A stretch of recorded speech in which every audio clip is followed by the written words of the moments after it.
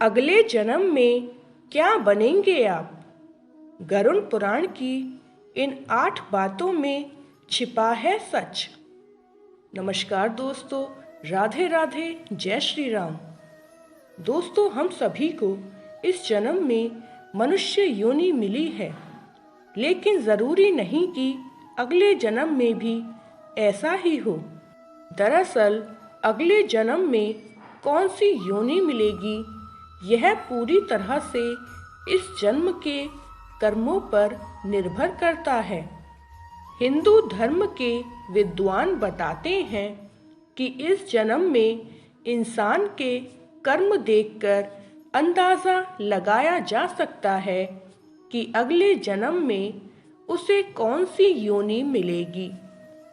शास्त्रों में इसके तमाम उदाहरण मौजूद हैं। जिन जिन को इस जन्म में मनुष्य योनि मिली है, उन्हें अनंत जन्मों के संस्कार के अनुरूप यह सौभाग्य हासिल हुआ है। निम्न स्तरीय योनियों का हिसाब किताब भी ऐसा ही है।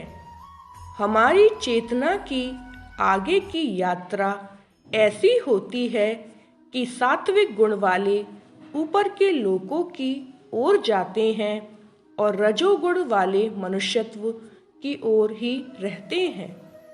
जो तमोगुण प्रधान होते हैं, वे निम्न स्तरीय योनियों में भ्रमण करते हैं। गीता में कहा गया है कि आत्मा अजर अमर है। जैसे व्यक्ति अपने कपड़ों को बदलता है, आत्मा भी उसी प्रकार शरीर बदलती है। गरुड़ पुराण में मनुष्य के कर्म का लेखा जोखा बताया गया है, जिससे मनुष्य के पाप और पुण्य निर्धारित होते हैं।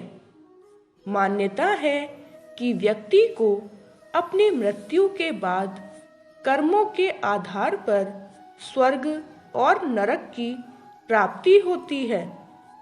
गरुड़ पुराण में यह भी बताया गया है कि कर्मों के आधार पर अगले जन्म में व्यक्ति किस रूप में जन्म लेता है। आइए बताते हैं आपको गरुड़ पुराण क्या कहता है। दोस्तों, वीडियो बहुत खास होने वाला है, इसलिए अंत तक ज़रूर देखें। इस तरह तय होता है अगला जन्म।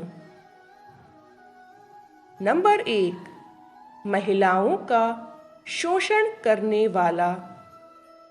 जो लोग महिलाओं का शोषण करते या कराते हैं, वो अगले जन्म में भयानक रोगों से पीड़ित होते हैं। वहीं अप्राकृतिक रूप से संबंध बनाने वाला अगले जन्म में नपुंसक गुरु पत्नी के साथ दुराचार करने वाला कुष्ठ रोगी होता है। नंबर 2, धोखा देने वाला। गरुड़ पुराण में बताया गया है कि जो मनुष्य छल, कपट और धोखा देते हैं, वो अगले जीवन में उल्लू बनते हैं। वहीं झूठी गवाही देने वाला दूसरे जन्म में अंधा पैदा होता है। नंबर 3, हिंसा करने वाला।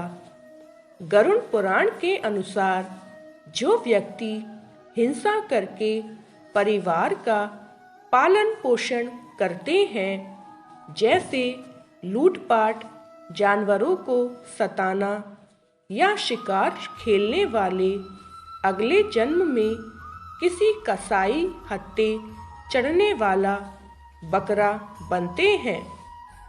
नंबर 4, परिवार को प्रताड़ित करने वाला।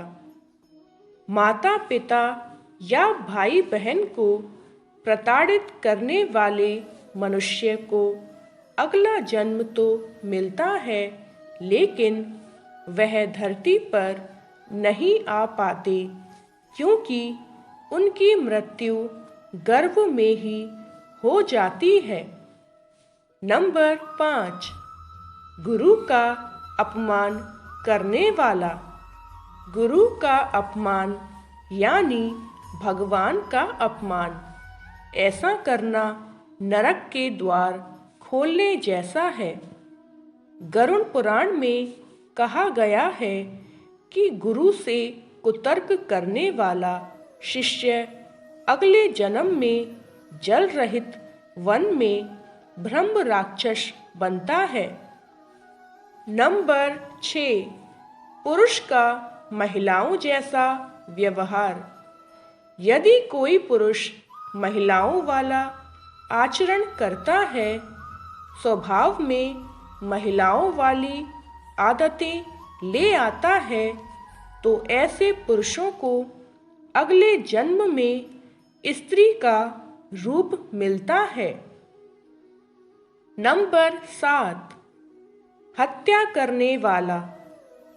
स्त्री की हत्या गर्भपात करने या कराने वाला, भिल्ल रोगी, गाय की हत्या करने वाला, मूर्ख और कुबड़ा, ये दोनों नरक की यातनाएं भोगने के बाद अगले जन्म में चांडाल योनि में ही पैदा होते हैं। नंबर 8, मृत्यु के समय भगवान का नाम।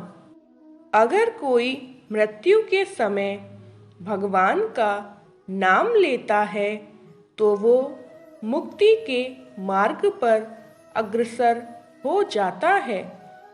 इसलिए शास्त्रों में कहा गया है कि मरते समय राम का नाम लेना चाहिए। अंत समय का चिंतन होता है निर्णायक। अंत समय में जैसा चिंतन होता है उसी के अनुसार अगला जीवन मिलता है। अतः समय का चिंतन व्यक्ति की मर्जी पर निर्भर नहीं करता है। उसके जो संस्कार चले आ रहे हैं, जीवन भर जो किया और उसका जो असर उसके मन क्षेत्र पर है, उसी के अनुसार चिंतन होगा और जैसा चिंतन होगा उसी के अनुसार अगला जन्म मिलेगा। अंतमति सो गति। ऐसी ही लेटेस्ट वीडियोस देखने के लिए हमारे चैनल को सब्सक्राइब करें और वीडियो को लाइक करें। कमेंट में जय श्री राम ज़रूर लिखें। धन्यवाद।